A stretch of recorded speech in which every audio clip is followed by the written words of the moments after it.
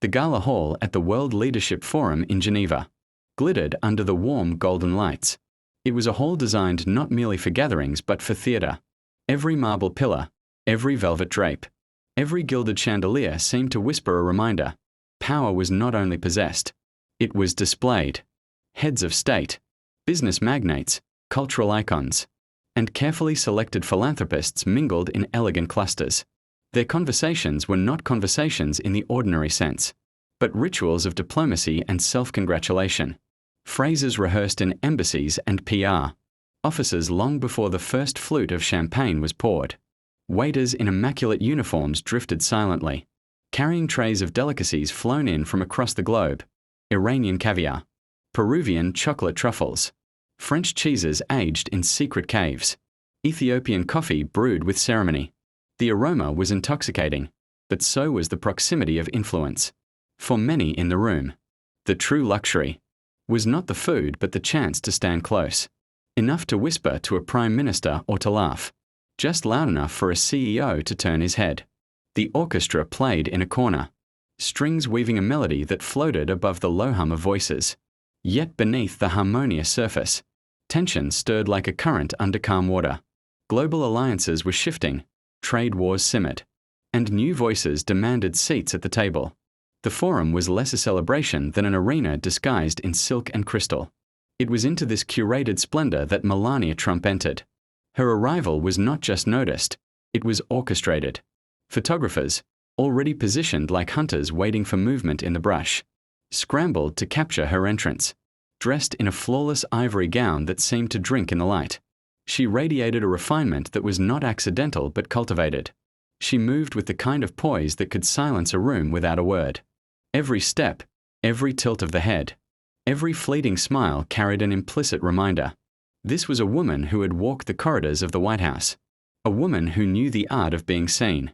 Conversations paused, then resumed in more measured tones. Eyes followed her, some with admiration, others with calculation. For Melania, this was familiar ground. She understood the power of elegance as a political instrument. Tonight, her very presence declared not just style but a subtle continuation of influence, a lingering echo of American authority that insisted it still shaped the room. Across the hall, in deliberate contrast, stood Ibrahim Traoré, near a modest display featuring sustainable agricultural projects from Burkina Faso. He spoke quietly with a group of African delegates. There were no photographers swarming him, no orchestrated spotlight. His jacket was tailored but plain, his tie chosen more for function than for spectacle. Yet his presence commanded respect in a way that required no choreography. He spoke of irrigation technology, of training programs for rural youth, of the promise of food security built not on imports but on innovation. Where others raised glasses of champagne, Traoré lifted no drink. Where others performed conversation for the cameras, his words carried the unpolished sincerity of someone who believed them. And though his circle was smaller, those who stood near him leaned in with an attentiveness rare in such a room. Respect, it turned out, did not always need chandeliers. Their paths, as many had anticipated, inevitably crossed near the main stage. It was a moment almost scripted by fate, or by the invisible hand of the forum's organizers who understood the theater of confrontation. Melania offered a polite but sharp smile, one honed by years of banquets and diplomatic dinners. "We lead the world," she said, her tone carrying both charm and subtle condescension. The words were smooth, like pearls rolling from silk, but they carried a familiar weight, the West's assertion of itself as guide, as guardian, as arbiter. The phrase lingered in the air, polished yet presumptive, a mantra that had echoed for decades in halls like this. It was not a statement so much as a declaration, an assumption of hierarchy. Traoré did not rush his answer. He looked directly into her eyes, his posture relaxed yet immovable. His silence stretched just long enough to be felt, to remind the audience that he was not rushed, not intimidated, not performing. And then, quietly, he replied, "Then why are you following us now?" The words, deceptively simple, cut through the layered politeness of the evening like a blade slicing silk. Nearby conversation stalled. Glasses froze mid-air. Heads turned. The orchestra seemed suddenly muted. Melania's smile froze, the edges tightening ever so slightly. For a moment, the hall was suspended between the comfort of old hierarchies and the shock of a challenge too direct to ignore. Cameras clicked, capturing the tension in high resolution. Journalists smelled blood in the water. Delegates exchanged glances, some amused, some startled, some visibly uncomfortable. In a place where polite platitudes were the currency of conversation, Traoré's response was a rare and unvarnished truth hurled like a stone into a glass pond. Melania, recovering her composure with the practiced ease of someone accustomed to scrutiny, let out a small laugh. It was light on the surface, but tight underneath. "We've always guided nations toward progress," she said, her voice still smooth but now carrying an edge. "Our presence ensures stability. Without it, many would lose their way."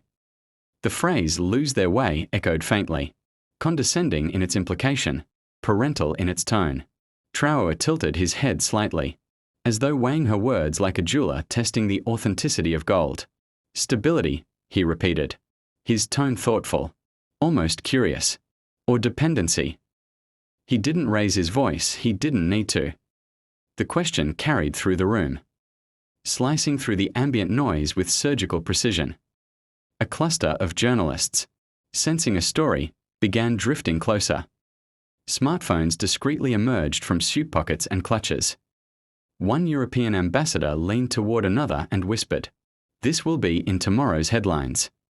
Melania gestured gracefully toward the lavish buffet, as if to redirect the conversation with the same practiced elegance she used to redirect cameras. "We've invested billions to help the world grow," she said. "That is leadership." Traoré's eyes flicked briefly to the imported delicacies, lobster tails from Maine, truffles from Italy, mangoes flown in from Brazil, then back to her. "Leadership," he said slowly, "is when you empower others to stand without leaning on you. Anything else is just control with a prettier name." The words landed heavily. Even the soft strains of the orchestra seemed to dim, as if unwilling to compete with the gravity of the moment. Melania's smile did not vanish, but it hardened into something more mask than expression. She had expected a polite exchange, a reaffirmation of Western benevolence. Instead, she had walked into an open challenge staged, not in private but in front of half the world's press, somewhere near the back. A seasoned diplomat muttered to his aide, "That man isn't just speaking for Burkina Faso. He's speaking for everyone who's tired of bowing." The moderator, a tall Swiss diplomat whose practiced neutrality was already beginning to sweat under the heat of this unexpected duel, stepped forward in an attempt to diffuse the growing tension. "Perhaps we can move the conversation to the stage," he suggested, gesturing toward the panel area where cameras were already trained. Melania accepted with a gracious nod, restoring her public smile. Traoré walked beside her with the same unhurried calm that made him seem untouchable, as though every step was deliberate, unshaken by the sudden spotlight. As they settled into their seats under the bright lights, the audience hushed. The stage was framed not only by the gleaming forum insignia but by the weight of expectation. This was no longer small talk by the buffet. It was a duel in the open, with the world as witness. The first question came from a journalist from London, his voice tinged with both curiosity and anticipation. "Madam Trump, President Traoré, how do you define leadership in a world where alliances are shifting?" Melania leaned toward the microphone, her voice smooth, deliberate, and camera-ready. "True leadership is about vision and the ability to inspire others to follow that vision. The United States, and by extension the West, has set the standard for decades." Her gaze flicked briefly toward Traoré. The subtext unmistakable. The standard was already set, and it was not his when it was his turn. Traoré did not look at her. He looked straight into the crowd, into the eyes of ambassadors, journalists, and young aides whose pens hovered above their notepads. A standard set by whom? He asked. For whose benefit? His tone was not aggressive, but the question carried the weight of centuries. The silence in the hall was no longer polite. It was charged. "If leadership means imposing one path on all," he continued, then perhaps it is not leadership at all. It is dominance. The audience shifted uneasily. Some scribbled notes. Others whispered nervously, a few nodded, their faces betraying agreement they would not voice openly. Melania crossed her legs with calculated grace, though the subtle sharpness of the movement betrayed irritation. "I think," she replied coolly, "that without such guidance, chaos often follows. History has proven this." Traoré finally turned to face her, his expression calm but unyielding. "History has also proven," he said, "that the ones declaring themselves leaders are often the authors of the chaos they warn about." The moderator's eyes widened slightly. This was no longer a diplomatic exchange. It was becoming a public reckoning. The tension on stage had transformed the air in the hall into something electric. Every sentence now felt like a chess move. Every glance a calculated signal. Cameras zoomed in on Melania's face, her elegant composure straining under the precision of Traoré's words. From the front row, a veteran African Union delegate leaned back in his chair, a faint smile playing at his lips. He had seen Western figures challenge African leaders before, but rarely had he seen an African leader turn the challenge back so cleanly, without anger, without volume, just conviction. The ballroom of the Ritz-Carlton in Geneva had been transformed into a theatre of quiet confrontation. Chandeliers dripped with light like liquid crystal, their glow softened by velvet drapes that concealed the Swiss night beyond the windows. To outsiders, it was simply another private summit, a gathering of dignitaries, royals, investors, and the occasional politician. But beneath the glittering surface, the atmosphere throbbed with secrecy and tension. This was not about luxury, it was about leverage. Melania Trump arrived with her characteristic restraint, every step calculated, her presence impossible to ignore.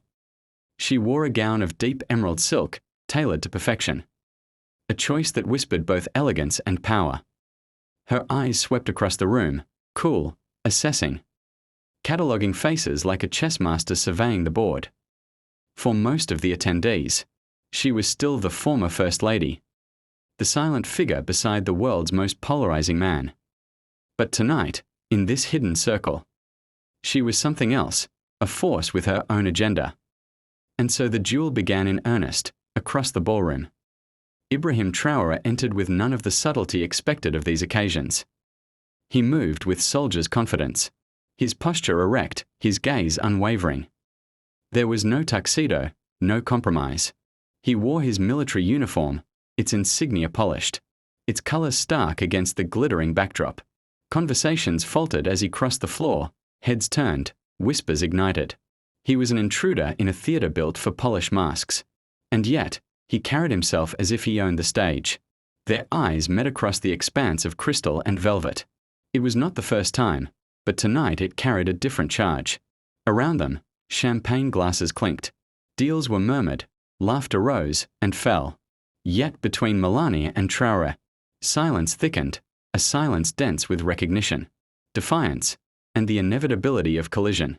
She was the first to break the distance, gliding through the clusters of donors and ministers until she stood before him. "General," she said softly, her accent shaping the word with precision. "Madam Trump," he replied, his voice steady, almost indifferent, though his eyes betrayed curiosity. They did not shake hands. Instead, the air between them became the handshake, taut and unyielding. Behind Melania, a Swiss financier lingered, waiting for her cue. Behind Traoré, two aides in plain suits watched carefully, their eyes flicking between crystal chandeliers and potential threats. The setting was exquisite, but it might as well have been a battlefield. "Do you enjoy Switzerland?" she asked, tilting her head slightly. "I did not come here to enjoy," Traoré said bluntly. "I came here to observe." Her lips curved, neither a smile nor a smirk, but something in between. Observation is a form of power. Many underestimate it. And many hide behind it, he countered. For a moment, they stood as opposites defined by the same principle. She, the strategist cloaked in elegance. He, the warrior stripped of disguise. Around them, cameras were forbidden, but memories were sharp. Everyone in the ballroom felt the weight of this unlikely encounter. The evening unfolded with speeches, measured, polished declarations about cooperation, sustainable futures, global partnership. None of it mattered. The true dialogue was in the glances, the whispered asides, the coded exchanges over caviar and Bordeaux. Melania drifted between groups with an elegance, honed over years of silence beside power. Each conversation she entered shifted subtly. Men straightened, women recalibrated. She was not loud, not commanding in the usual sense, but magnetic in the way gravity is invisible yet inescapable. Traoré remained stationary, rooted like a pillar. Those who dared approach him did so cautiously, their questions diplomatic but probing. He answered with brevity, sometimes with silence. To the Swiss minister who asked about stability in West Africa, he replied, "Stability for whom?" To the banker who inquired about investment opportunities, he said, "We are not for sale." His words spread quickly, rippling through the room like a cold wind. Inevitably, they found themselves drawn together again, this time at the edge of the terrace where the Alps loomed like silent witnesses. The night air was crisp, the city lights shimmering below. "You speak as though you are not afraid," Melania said quietly, standing beside him, her voice carried by the wind. "I am not afraid," Traoré answered. "Fear belongs to those who have something to lose. I was born with nothing." "And yet you are here," she observed, "among those who were born with everything." His jaw tightened. "I am here because they do not expect me, and the unexpected is the only weapon they cannot defend against." She regarded him for a long moment. "You are young."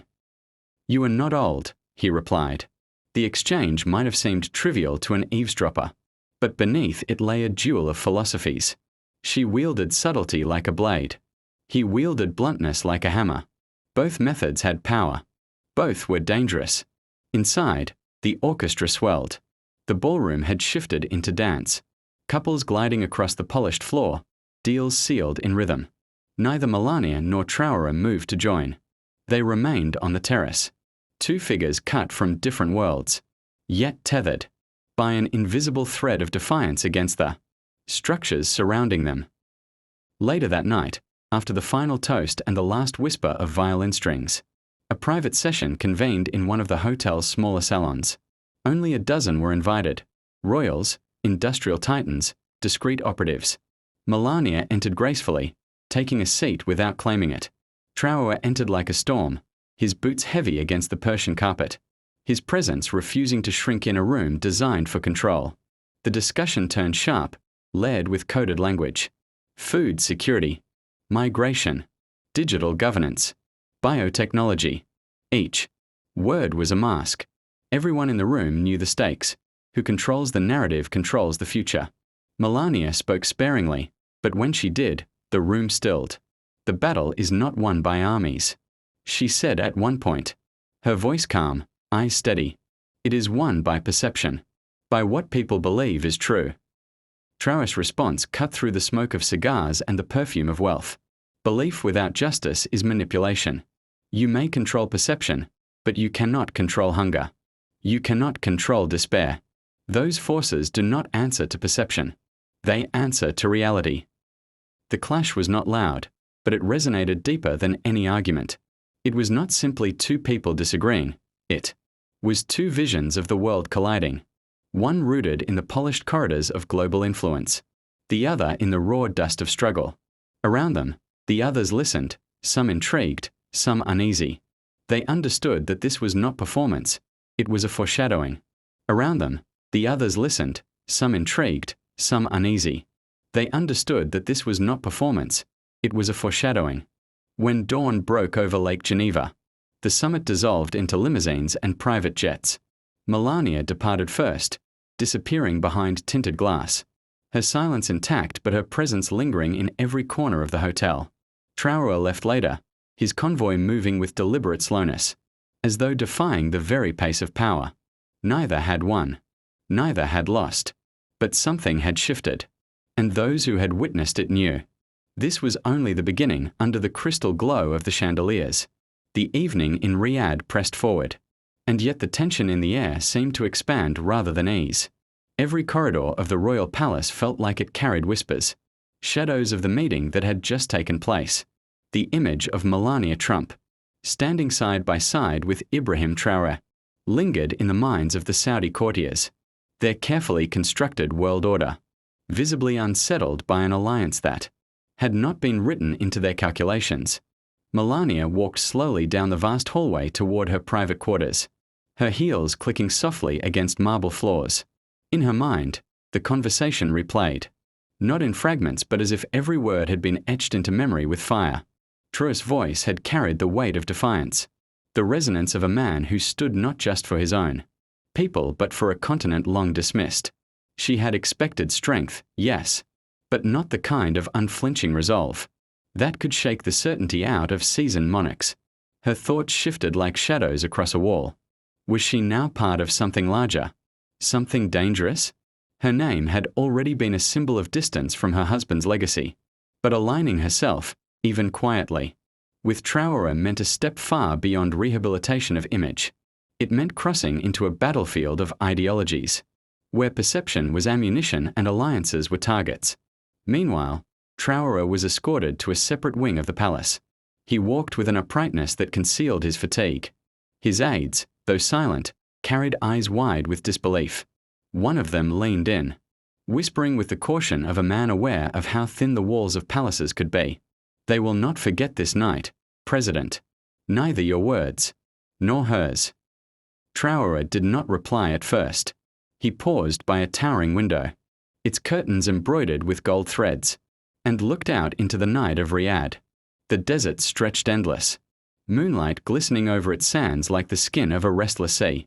"That is the point," he finally answered, his voice low, steady. "Let them remember. Let them tell the world that Africa is no longer silent.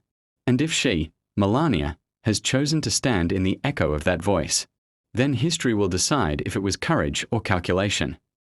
The palace corridors outside remained alive with hushed discussions. Saudi advisors convened in side rooms, their voices betraying concern.